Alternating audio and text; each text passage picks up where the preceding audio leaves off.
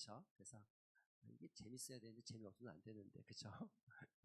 여러분 웃을 마음으로 좀 보시면서 여러분 이 가게 이름이 뭘 것 같습니까? 뭘 파는 가게 같아요? 뭘 것 같아요? 이 끝에 어깨 쭉 누가 맞췄지 이거를? 이걸 맞힌다고? 이걸 맞힐 수가 있어? 야, 어깨 쭉 피자. 그럼 여기 뭘 파는 가게예요? 아, 피자 파는 가게. 아, 그러네요. 참 간판 제목을 너무 재밌게 써놨어요. 이런 것도 있어요. 여러분 이런 것도요. 논란? 아, 그래요. 맞아요. 논란? 만두하군. 여기 뭘 파는 가게일까요? 만두 파는 가게. 아, 그래요. 여기 뭐 다 알아요. 그런데 이거는 뭘까? 이거는요. 원래는 삼겹살 집을 하려고 했는데 이게 간판이에요. 간판. 이건 모르겠죠. 아, 이제 요 밑에 이렇게 또 써 있어요. 골뱅이 전문점. 여긴 뭘 팔까요? 골뱅이 파는데. 맞아요. 여기는 피자 파는데, 여기는 만두 파는데, 저기는 골뱅이 파는데. 왜냐면 여긴 피자 가게니까 피자를 팔아야 되고, 여기 만두 가게니까 만두를 팔아야 되고, 저기는 삼겹살 하려고 했지만 안 했으니까 골뱅이 전문점으로 골뱅이를 팔아야 되겠죠. 그게 맞죠? 예. 그럼 여러분 교회는 뭐 해야 될까요? 교회는 뭐 하는 곳입니까? 네? 교회는 뭐 해야 돼요? 교회는 무엇을 하는 곳입니까? 교회는 뭐 한다고요? 교회는 여러분 그래요. 우리가 교회를 말할 때에 5가지 중요한 원리들이 있습니다. 그걸 이렇게 표현해요. 그러니까 교회는 소위 5가지가 있는데 이렇게 예배, 전도, 교제, 섬김, 교육. 이 5가지가 교회의 아주 중요한 요소다. 그래서 어떤 분은 이 5가지 중에 하나라도 낮아지면 안 된다. 이 5가지가 수평이 동동하게. 여러분 왜 그런 거 있잖아요. 그런 거. 옛날 물통 보면 이렇게 동그랗게 북청 물장소 이렇게 쥐고 다니는 물통에는 이렇게 널판지가 이렇게 붙어져 있잖아요. 이렇게 널판지가 연결되어 있잖아요. 동그랗게.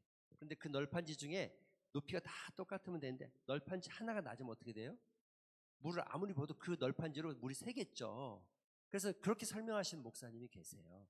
이 5가지가 동등해야 되는데 그 중에 하나가 낮아지면 글로 다 새나가기 때문에 교회가 건강하기 어렵다. 이렇게 표현하는 분들이 많이 계세요. 그렇지만 저는 이 5가지 요소가 아주 중요하지만 저는 교회에 가장 먼저 해야 될 일은 예배라고 생각합니다. 그래서 교회는 예배를 중심으로 되어져야 돼요. 왜 예배가 가장 중요할까요? 교회는 여러분 예배는 하나님께 직접 드리는 우리의 마음의 행위고 믿음의 표현입니다. 교회는 뭐 하는 곳이냐? 이게 순서가 바뀌었죠. 교회는 하나님께 예배하는 곳입니다. 그래서 예배로 시작해서 예배로 돌아가고 예배로 끝나는 게 교회입니다.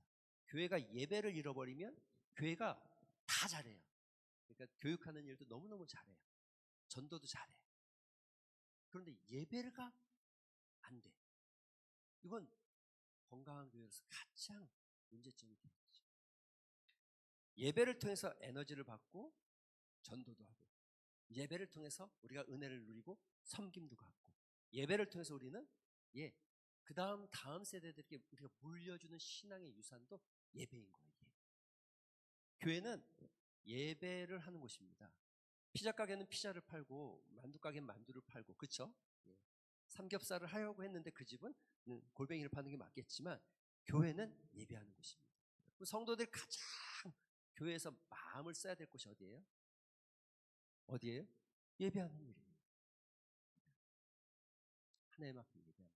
여러분, 이 성경에 나와 있는 수많은 성경 구절 속에 이렇게 큰 맥락만 제가 짚어서 설명하면 여러분 하나님께서 인간을 창조한 목적이 뭔지 아십니까? 같이 한번 읽어볼까요? 시작.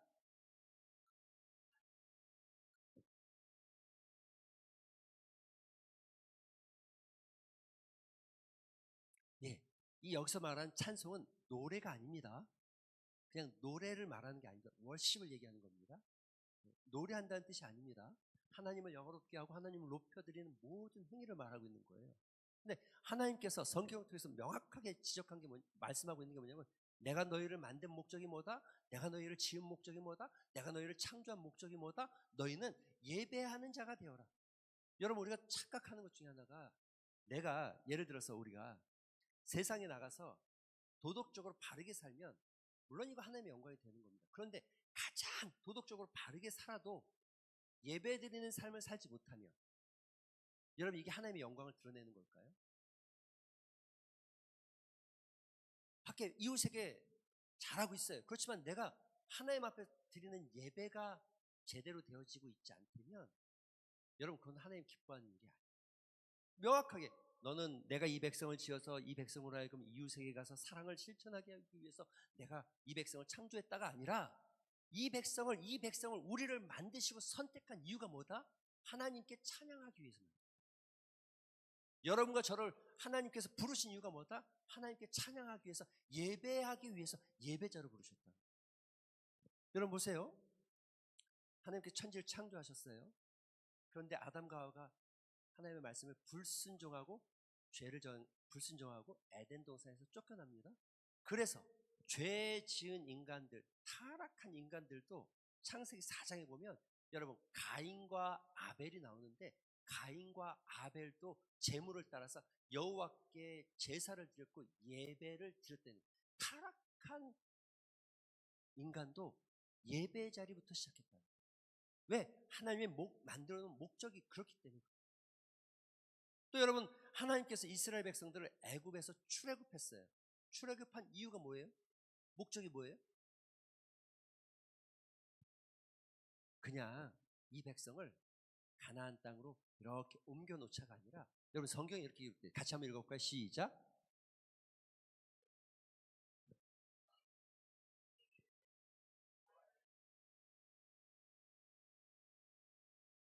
아멘. 할렐루야. 여러분, 하나님께서 이스라엘 백성들을 애굽에서 우상을 섬기던 그 사람들을 불러낸 이유가 뭐라고요? 그들이 나를 섬기게 하기 위해서. 이 섬긴다는 게 뭡니까? 이게 영어로 서비스. 원래 예배가 영어로 워십하고 서비스 둘 다 씁니다. 서비스. 하나님 앞에 예배하기 위해서 불렀대요. 예배하기 위해서. 이거를 명확하게 기억할 필요가 있습니다. 왜냐하면 우리가 다 잘해도 마치 그런 거잖아요.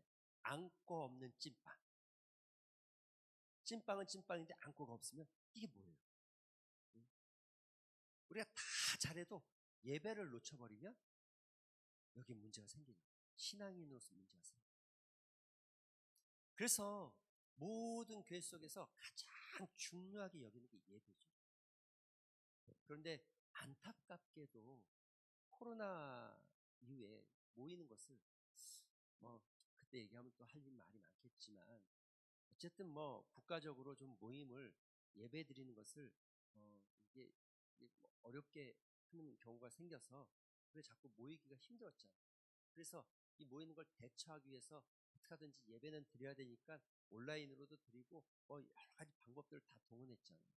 근데 그런 이후에 이제는 모일 수 있는데도 예배를 온라인으로 자꾸 드리려고 하고, 그래서 저희 교회는 작년부터 우리가 온라인 예배는, 실시간 예배는 안 하기로 했어요. 설교는 끝나고 난 다음에 올리지만 실시간 예배를 하면, 오늘 내가 교회 가야 되는데 내가 좀 바쁘니까 그냥 온라인으로 그냥 펜션에 가서 드리지 이런 마음으로 드릴 것 같은 거예요. 실제로 이건 실제 얘기입니다. 목사님 설교를 은혜를 받았다는 거예요, 저한테. 그래서 전화가, 아는 분한테 전화가 와서, 어떻게 은혜 받아요? 목사님, 제가 실시간 예배에 참여했습니다. 그러더라고요. 이해가 안 되는 거예요. 이분이 내 예배에 참여하면 안 되는데 그 시간에 본교에서 예배를 드려야 되잖아요. 예배를 드려야 되잖아요. 그렇죠? 근데 실시간으로 예배를 보고 있었다는 거예요. 제가 더 묻지는 않았어요. 그러면 안 되는 거 아닌가 싶은 제 머릿속에 이렇게 탁 지나가는 거죠. 여러분, 예배 드리기 위해서 하나님께서 우리 부르셨는데 예배의 가치를 잃어버리면 성도로서의 진정한 의미를 빼앗기는 거 아닐까요? 여러분 보세요. 하나님께 창조한 목적이 예배를 위해서. 타락한 인간도 예배를 드려요. 심지어 하나님께 출애굽시키는 이유도 하나님을 섬기기 위해서. 여러분, 이 출애굽을 다른 말로 하면 여러분을 선택한 이유가 뭐라고요? 하나님 앞에 예배하기 위해서. 그 신앙인들이 초대교회에서부터 가장 중요하게 여겼던 게 예배입니다. 그리고 가장 가치 있게 여겼던 게 예배입니다. 신앙생활을 하기 시작하면서 가장 먼저 바뀌어진 게 예배 드리는 시간이 내 삶에 가장 소중하다는 것을 느끼기 시작합니다. 그래서 다른 어떤 것들보다도 예배를 포기하지 않고, 심지어 주일에는 가게문도 닫고, 사돈의 팔촌의 형제의 결혼식도 내가 안 가고 예배 드리겠다는 고백들이 과거에 이분의 선배들은 그렇게 신앙생활을 했습니다. 여러분, 여기도 한번 같이 읽어볼까요? 계시록 시작. 백성과 방언에게 아무도 능히 셀 수 없는 큰 무리가 나와 흰옷을 입고 손에 종려나무 가지 들고 보좌 앞에 어린 양 앞에 서서 큰 소리로 외쳐 이르되 구원하심이 보좌에 앉으신 우리 하나님과 어린 양께 있도다 아니라. 여러분, 이거 무슨 장면 같아요? 이거 지금 계시록 마지막 여러분이 미래의 하나님 나라, 여러분 미래에 있어 일어나야 될 일인데 이거 지금 뭐 하는 것 같으세요? 이거 뭐 하는 것 같으세요? 이거 예배하는 거예요, 이게요.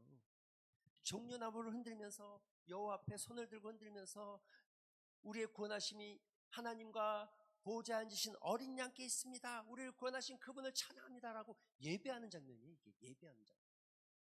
과거에도 예배했고 구원받은 백성들은 현재도 예배하고 미래에도 예배하는 삶을 살게 됩니다.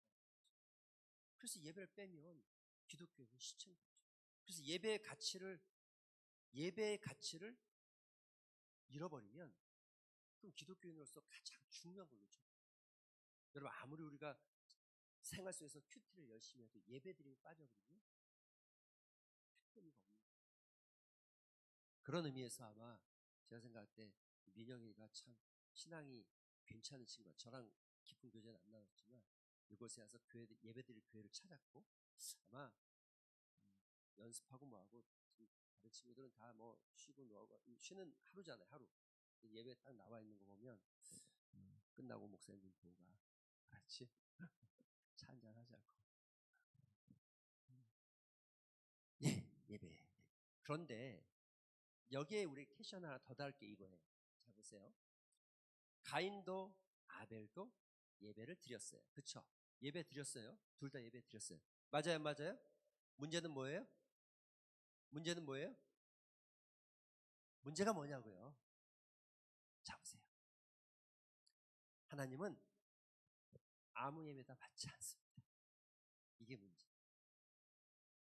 하나님은 다 드렸다고 해서 받지 않는 겁니다. 늘 목회자로서 가장 큰 고민 중에 하나가 우리 예배를 하나님이 받으실 만한 예배가 되었으면 하는 거예요. 숫자가 많고 적음이 아닙니다. 교회 건물의 크기가 아닙니다. 우리 예배가 진짜 받는 예배가 되어져요. 할렐루야. 여러분, 예배를 드렸는데 내가 하나님께 드렸는데 하나님이 안 받았어요. 이게 얼마큼이나 서럽고 얼마큼이나 아픈 일입니다. 그러면 여기서 우리가 이제 이렇게 캐션을 찍어야 되겠죠. 하나님 받는 예배는 도대체 뭡니까? 하나님 받는 예배가 뭘까요? 네, 여러분, 이건 본문이 바로 그거예요. 같이 한번 읽어볼까요? 다시 시작.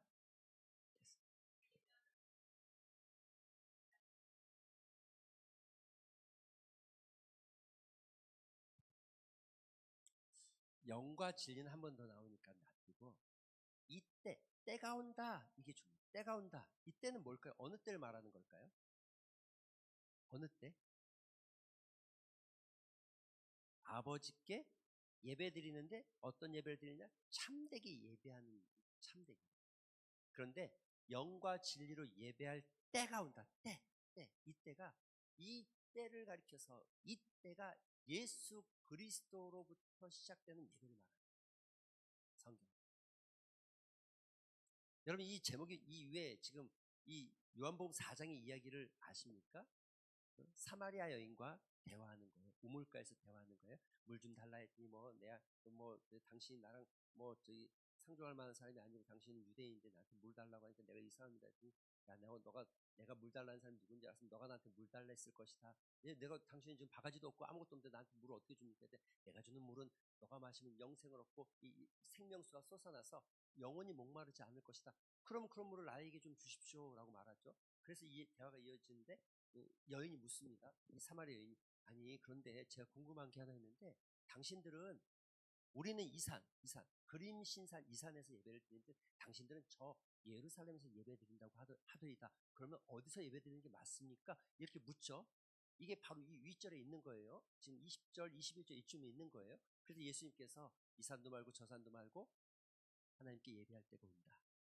그게 23절입니다. 아버지께 참되게 예배하는 자는 영과 진리로 예배하나니 예배할 때가 온다. 이 예배할 때는 바로 예수 그리스도. 여기 영과 진리라는 것을 해석함에 있어서 이때라는 것을 빼놓고 해석하면 해석이 안 돼. 곁길로 가요. 이때라고 말하는 때가 오나니 이때라고 말하는 이때가 바로 예수 그리스도의 오심과 그분을 통해서 시작됩니다. 그리고 여긴 이렇게 말하죠. 곧 이때라 아버지께서는 자기에게 이렇게는 어떤 예배예요? 영과 진리로 예배하는 사람. 이렇게 예배하는 사람을 찾는다. 그러니까 이렇게 다른 말로 앞에 우리 가인과 아벨의 제사를 봅시다. 가인의 제사와 아벨의 제사는 가인의 제사는 안 받았고 아벨의 제사는 받았잖아요. 그렇죠? 그러니까 안 받는 것도 있고 하나님이 기뻐하지 않는 예배가 있다는 거죠. 근데 하나님 기뻐하는 예배는 뭐다? 여기 명확하게 나와 있어요. 이렇게 예배하는 자. 할렐루야. 하나님이 찾으시는 예배는 이렇게 예배하는 자인데 이렇게 예배하는 자가 어떻게 예배한다? 24절. 하나님은 영이시니 예배하는 자가 영과 진리로 예배할지니라. 너무 추상적이어서 이걸 가지고 해석하는 사람들이 다양하게 또 심지어 조금 약간 정통 신화에서 좀 벗어난 사람들은 이걸 또 좀 신비롭게 해석하기도 하고.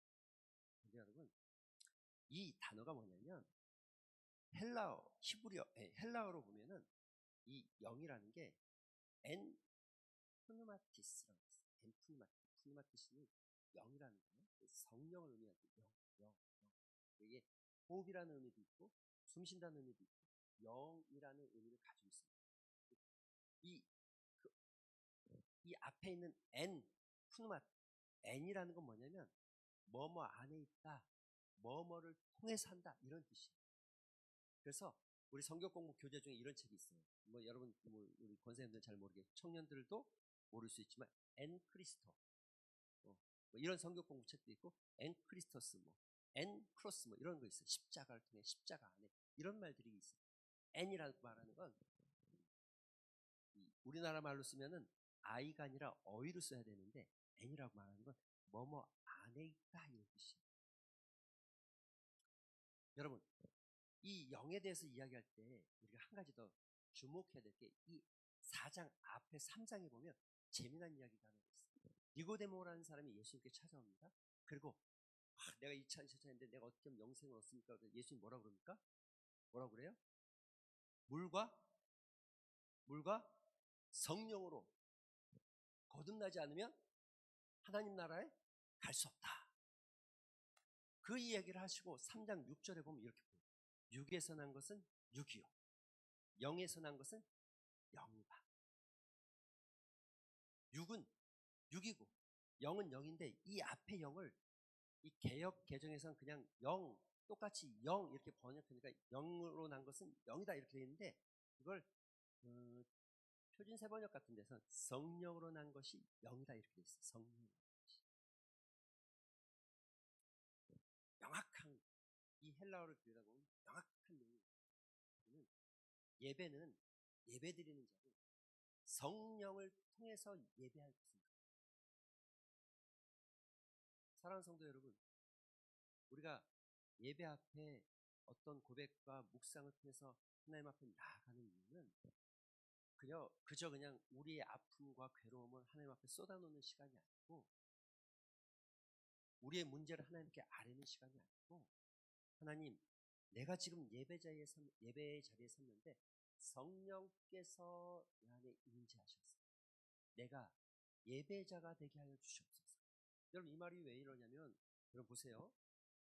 이 산도 아니고 저 산도 아니고 이것도 아니고 저것도 아니고 예배할 때가 있다. 이때는 성령과 진리로 예배하는 자인데, 영으로 예배하는 자인데, 이 구약의 상황을 딱 살펴보면 더 쉽게 이해할 수 있어요.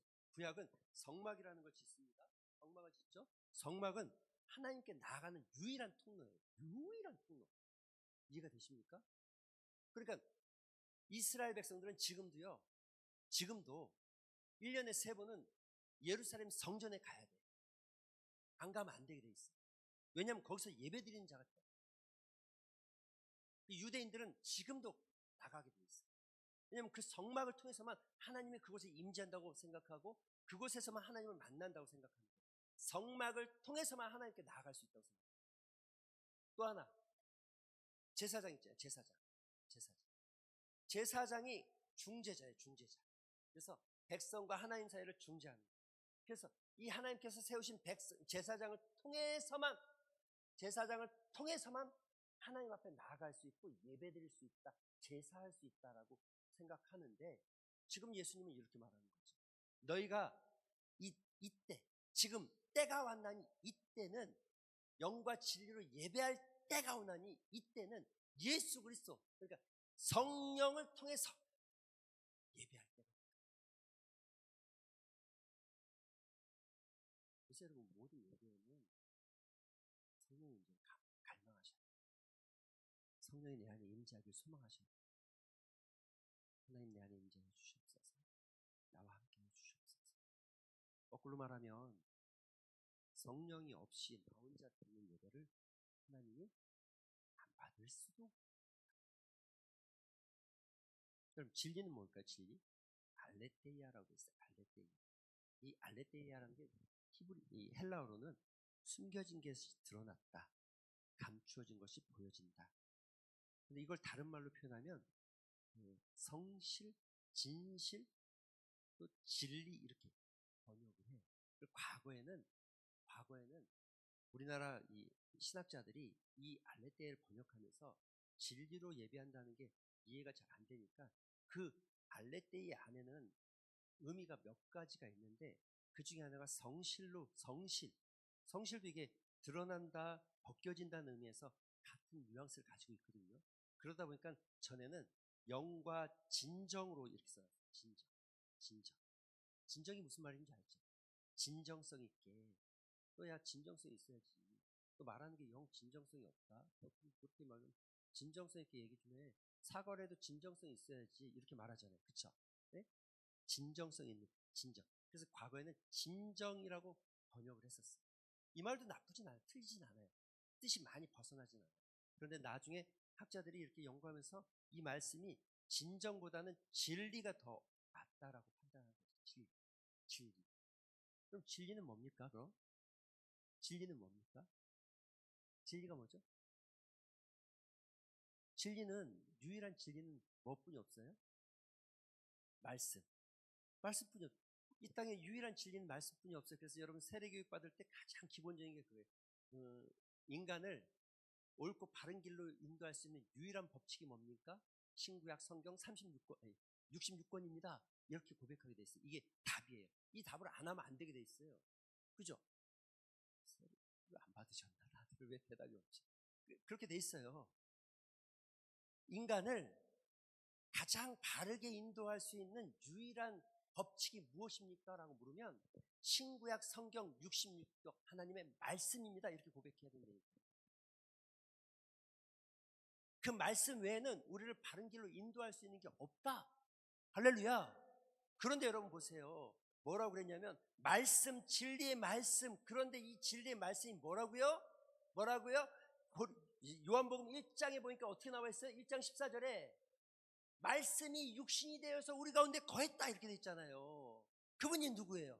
예수님. 그러면 지금 여기 뭘 얘기하냐? 성령과 진리라는 건 성령과 예수 그리스도. 그런데 성령이라는 것도 여러분 요한복음 16장에 보면 내가 가면 성령이 너에게 와서 너에게 진리를 알게 할 것이고 바른 길로 인도한다고 말하고 있잖아요. 요한복음 16장에. 그렇죠? 그러니까 성령과 예수님은 동일한 분이니까 결국 뭐예요? 예수님 안에서 예배하는 거, 예수님을 통해서 예배하는 거, 예수님을 믿고 예수님을 신뢰하고 믿고 예배드리지 않으면 그 예배의 기본은 예수님을 신뢰하고 믿는 거예요.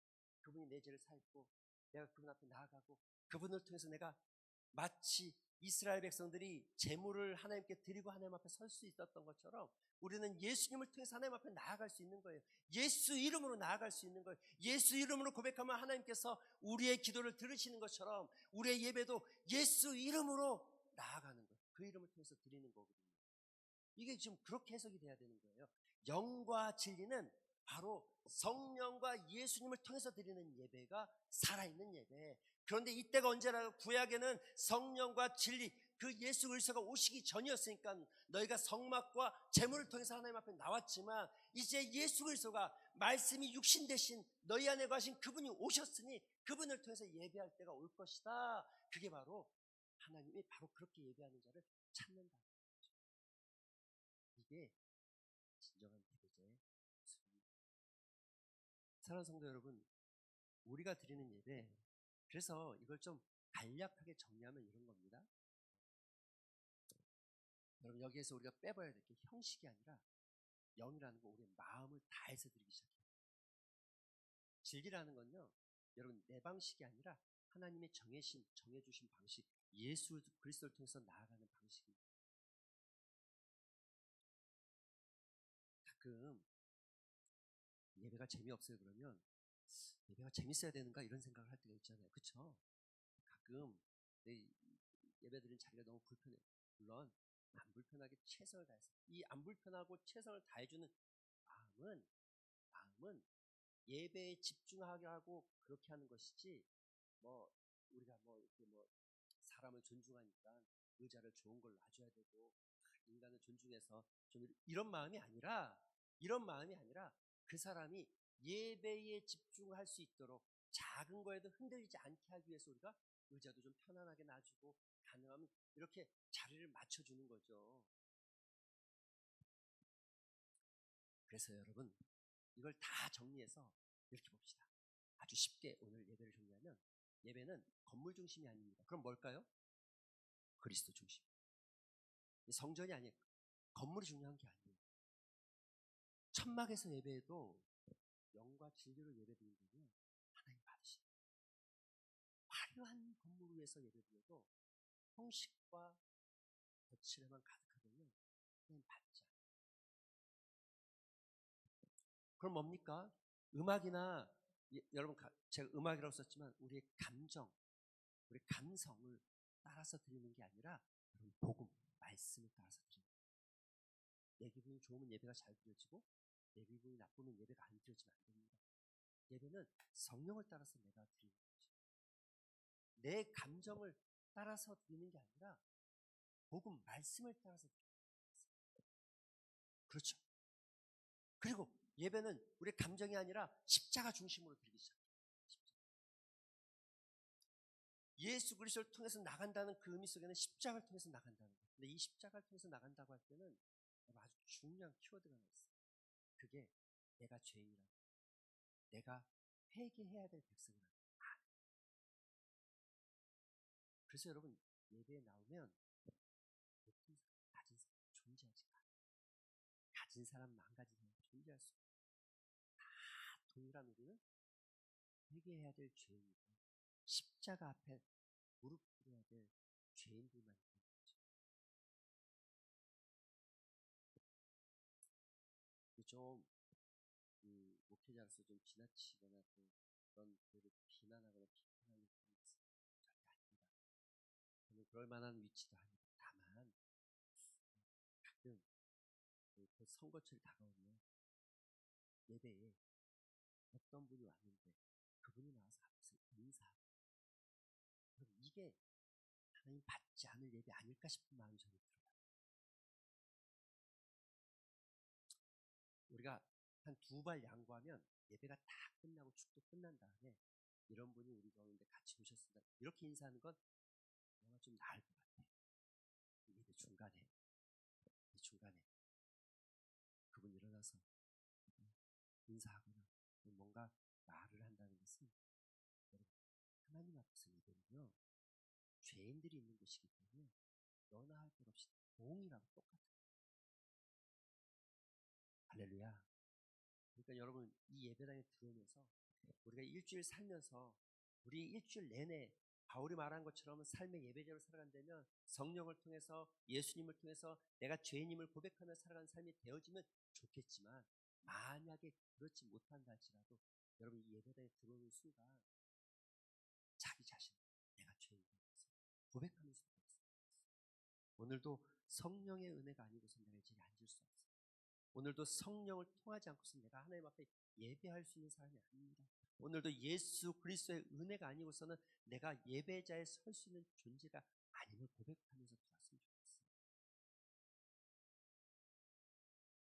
그러니까 이런 고백을 가지고 우리가 예배 드리기 위해서는 적어도 군주에서 막 어쩔 수 없이 쫓아오는 시간 이해가 되죠. 그러나 가능하면 5분이라도 빨리 와서 10분이라도 빨리 와서 그 마음으로 무릎 꿇기 시작하고 예배 드리고 참되는 거죠. 하나님은 이런 예배자를 찾으신다. 또 하나, 여러분, 사람 중심 아닙니다. 하나님 중심. 예배는 하나님께 드리는 겁니다. 사람께 드리는 게 아니고 사람을 부르는 게 아니에요. 우리 모든 예배는 사람을 편리하게 하기 위해서 우리가 시스템을 만들고 있는 거예요. 여러분, 여기 뭐 화면을 보여주고 찬양을 보여주는 건 여러분 사람을 불편한 것을 편리하게 해주려고 하는 게 아니에요. 다만 우리가 뭘 찾고 이러면서 예배 시간이 길어지거나 또 예배에 집중을 놓칠 수 있기 때문에 어떻게 하든지 하나님 앞에 더 집중하게 하기 위해서 이런 시스템을 갖추는 겁니다.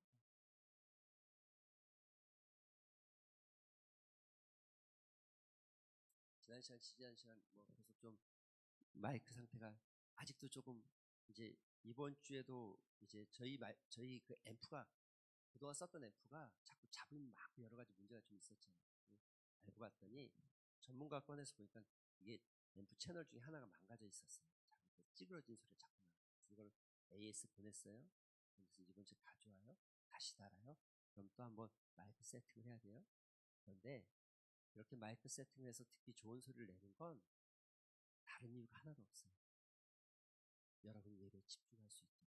그런데 만약에 우리가 이런 마이크 소리가 찢어지고 뭐 안 좋아도 우리의 영성이 정말 성령과 더불어 있어서 이런 것에 우리의 생각과 마음을 뺏기지 않고 집중하고 예배드리면 사실 아무런 중요한 게 아니죠. 아무런 중요한 게 아니죠. 그래서요, 예배는 사람의 만족을 위한 게 아니라 하나님의 영광을 위한 겁니다. 할렐루야. 진주 중앙교 예배가 이런 예배가 됐으면 좋겠어요. 여러분의 예배가 이런 예배가 됐으면 좋겠어요. 교회는 예배하기 위해서 존재합니다. 다른 모든 많은 일들이 있지만 그러나 더 깊이 하나님 앞에 예배하기 위해서 존재합니다. 여러분이 바쁘고 분주해도 사역으로 또 직장으로 또 공부로 수많은 일들이 분주하겠지만 그러나 예배를 놓치지 않고 예배에 집중하는 진주중앙교회. 그래서 지구상에 하나님 받으실 만한 예배가 있다고 하면 우리 교회가 뽑히면 좋겠어요.